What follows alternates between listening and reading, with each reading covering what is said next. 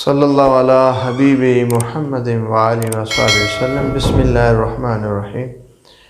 ناظرین، آج ہم امور طبیعہ کا جو 5واں لیکچر ہے اس کے بارے میں پڑھیں گے، اور پہلے ہم 4 امور کے بارے میں سیکھ چکے ہیں، جس میں سب سے پہلا جو لیکچر ہم نے دیا تھا وہ ہے اربع عناصر، اور اس کے بعد مزاج، اور اس کے بعد اخلاط، اور اس کے بعد اعضاء، اور آج ہم ارواح کے بارے میں پڑھیں گے۔ تو امور طبیعہ، یہ ارواح جو ہے امور طبیعہ کی 5ویں قسم ہے، اور اس کی آگے 2 قسمیں ہیں، یعنی روح حقیقی اور روح طبعی۔ تو پھر آگے روح طبعی کی 3 قسمیں ہیں،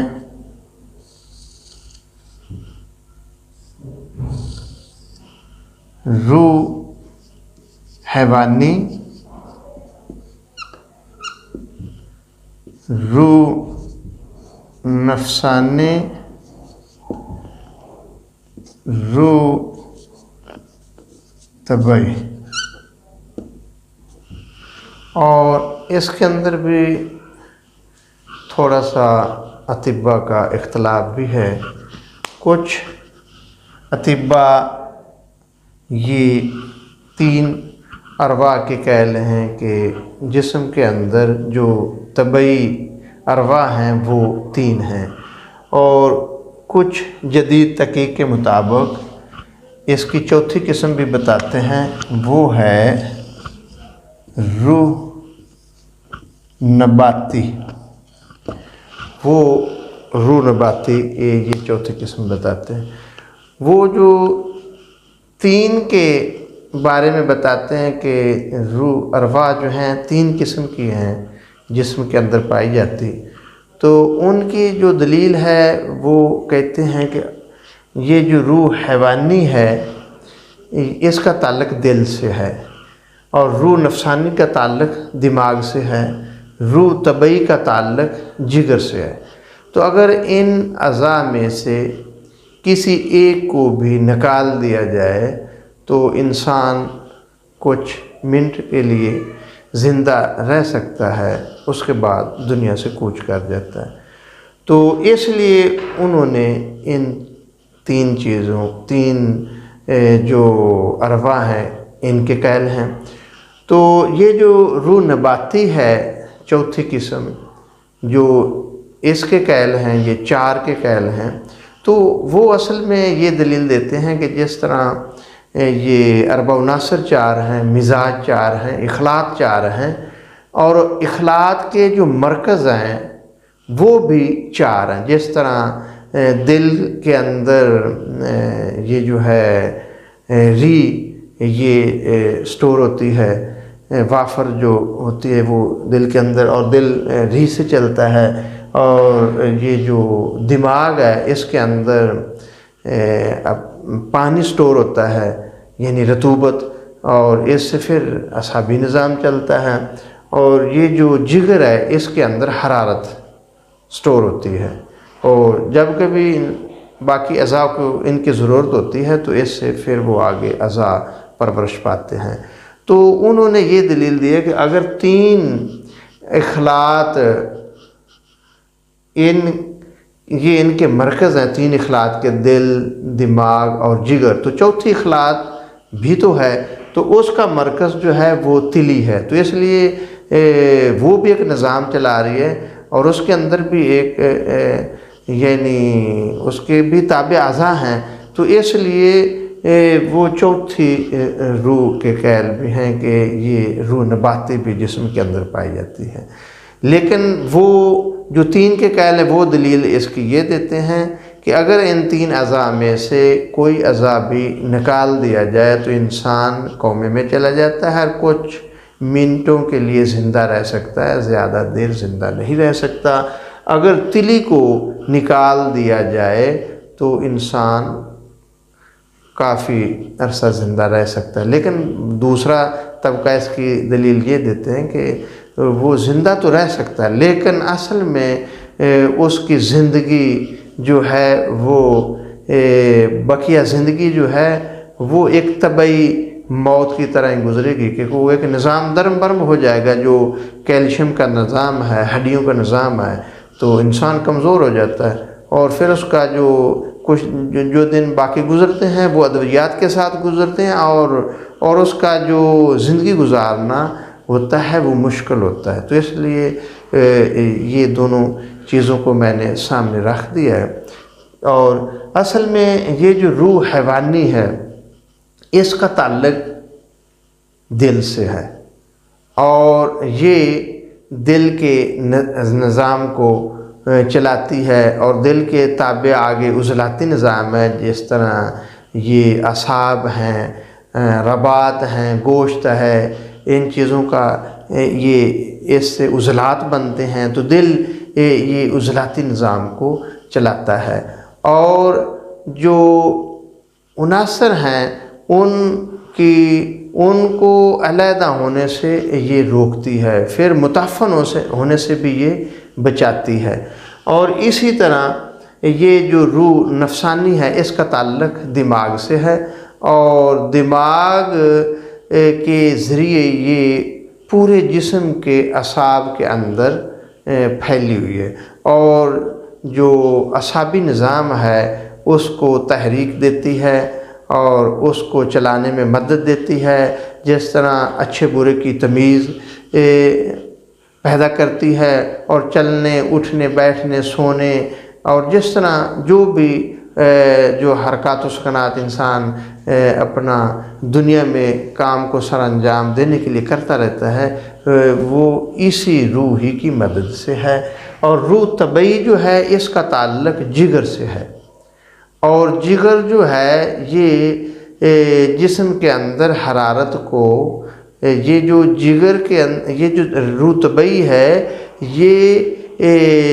جسم کی حرارت کو قائم رکھتی ہے اور سردی سے بچاتی ہے، قوت مدافعت میں بھی یہ اضافہ کرتی ہے۔ تو یہ جو روح نباتی ہے یہ اس کا تعلق تلی سے ہے، اور یہ جسم کو گرمی سے بچاتی ہے اور جسم کو فرت بخشتی ہے، اور اس کے علاوہ جو قوت تحلیل ہو جاتے ہیں، سالہ رطوبات تحلیل ہو جاتی ہیں، ان کی وہ جسم کو اس کی تحلیل سے بچاتی ہے، تو اس کی بھی جسم کو ضرورت ہے۔ تو یہ تو ہے روح طبعی کے بارے میں، اور حکمان اطباء نے یہ بھی ان کا نظریہ ہے کہ روح طبعی کا علاج ہو سکتا ہے، لیکن روح حقیقی کا علاج نہیں، کیونکہ روح طبعی یہ ایک قسم کی کمزوری ہے کہ جب ان ارواح میں سے کوئی روح کمزور ہو جاتی ہے تو اس سے پھر وہ انسان، جس طرح دماغ کے اوپر بلڈ پریشر ہائی ہو جائے یا دماغ کے اوپر کوئی پریشر کی وجہ سے اٹیک ہو جائے تو پھر اعصابی نظام درم برم ہو جاتا ہے، تو انسان کا جو وجود ہے وہ مکمل طور پہ بھی کومے میں چلا جا سکتا ہے، یا کوئی بازو مفلوج ہو سکتا ہے، کوئی ٹانگ مفلوج ہو سکتی ہے، وہ حس و حرکت چھوڑ دیتی ہے۔ تو اس لیے وہ کہتے ہیں کہ طبعی موت کا علاج ہے، وہ ایک قسم کی موت ہوتی ہے کہ جسم اپنی حرکت چھوڑ دیتا ہے۔ تو ایسا بھی دیکھنے میں آیا کہ جب انسان کو فالج ہوتا ہے تو وہ کومے میں چلا جاتا ہے، جب اس کا علاج صحیح طریقے سے کیا جائے تو پھر تندرست ہو جاتا ہے، پھر چلنے پھرنے لگتا ہے۔ تو اس لیے انہوں نے کہا کہ طبعی جو طبیعت میں ویکنس آ جاتی ہے، کمزوری آ جاتی ہے، حتیٰ کہ انسان کومے تک چلا جاتا ہے، تو اس کا علاج ہو سکتا ہے۔ لیکن یہ جو روح حقیقی ہے، روح حقیقی یہ ایک علیحدہ موضوع ہے، اور قرآن نے بھی اس کی وضاحت فرمائی ہے کہ سورۃ بنی اسرائیل کے اندر اللہ تعالیٰ نے ارشاد فرمایا وَيَسْأَلُونَكَ عَنِ الرُّوحِ، اے محبوب یہ لوگ آپ سے پوچھتے ہیں روح کے بارے میں، قُلِ الرُّوحُ مِنْ أَمْرِ رَبِّي، تو آپ انہیں فرما دیجئے کہ روح میرے رب کے امر سے ہے، وَمَا أُوتِيتُم مِّنَ الْعِلْمِ إِلَّا قَلِيلًا، اور تم محض تھوڑا سا علم رکھتے ہو کہ تم لوگ اس کے بارے میں نہیں جان سکتے، کیونکہ یہود نے اور مشرکین نے نبی کریم صلی اللہ علیہ وسلم سے یہ سوال کیا تھا کہ ہمیں روح کے بارے میں بتائیں، تو اللہ تعالیٰ نے یہ وحی بھیجی اور ان کا جواب دیا کہ اے محبوب ان کو فرما دیجئے کہ روح میرے رب کا امر ہے، میرے رب کا راز ہے، بھید ہے، اور تم اس کے بارے میں نہیں جان سکتے کیونکہ تمہارا علم تھوڑا ہے۔ اور نبی کریم صلی اللہ علیہ وآلہ وسلم کو اللہ تعالیٰ نے یہ سب علوم عطا کیے تھے، اور آپ جانتے تھے اس کی حقیقت کو، جس طرح مقطعات الفاظ ہیں اس کے بارے میں اللہ اور اللہ کے رسول بہتر جانتے ہیں، تو روح کے بارے میں بھی جو روح حقیقی کا علم ہے اللہ کے رسول اور نیک صالحین،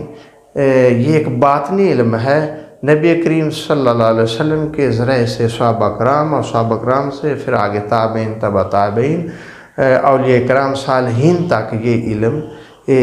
چلتا آ رہا ہے، وہی اس کے بارے میں بہتر جانتے ہیں۔ لیکن یہ جو ارواح ہیں جسمانی، اگر انسان مکمل طور پر صحت یاب ہو اور اس کے تمام اعضاء ٹھیک ہوں اور مکمل طور پر تندرست ہو، لیکن پھر بھی جو اصل طاقت ہے انسان کے اندر، اصل پاور ہے، وہ اصل میں روح کی وجہ سے ہے۔ یہ جو روح حقیقی ہے، کہ جب ایسا بھی ہوتا ہے کہ انسان تندرست ہوتا ہے، بالکل ٹھیک ہوتا ہے، لیکن جب اس کا مقررہ وقت آ جاتا ہے تو اللہ کے امر سے یہ روح آئی ہے، پھر اللہ کے امر سے یہ روح نکل جاتی ہے، تو پھر انسان کی جتنی طاقتیں ہیں وہ اسی وقت کام چھوڑ دیتی ہیں۔ تو جو روح حقیقی ہے اس کا علاج اللہ کا ذکر ہے، اللہ کی یاد ہے، اللہ کا فکر ہے، اور جو روح طبعی ہے اس کا علاج جو ہے یہ غذا کے ذریعے ہے، اور یہ جو ارواح ہیں ان کو تندرست رکھنے کے لیے متوازن غذا کا ہونا بہت ہی ضروری ہے۔ متوازن غذا اصل میں ملی جلی غذائیں روزانہ طور پر استعمال کرتے رہنا چاہیے، جس طرح ٹھنڈی چیزیں بھی استعمال کرنی چاہیے، گرم چیزیں بھی استعمال کرنی چاہیے، خشک بھی اور تار بھی، کیونکہ ان چار مزاج سے انسانی وجود قائم ہے، اور ان چار چیزوں کی ہی جسم کو ہر لمحہ ضرورت پڑتی رہتی ہے۔ جب ہم متوازن غذا، ملی جلی غذائیں، سرد گرم خشک تار ساری غذائیں روزانہ بیس پر استعمال کریں گے تو پھر یہ ہمارے جو اخلاق ہیں یہ اچھی بنے گی، اور اخلاص سے ہی پھر یہ ارواح کو طاقت ملتی ہے، کیونکہ یہ جو طبعی روح ہے نا، اس میں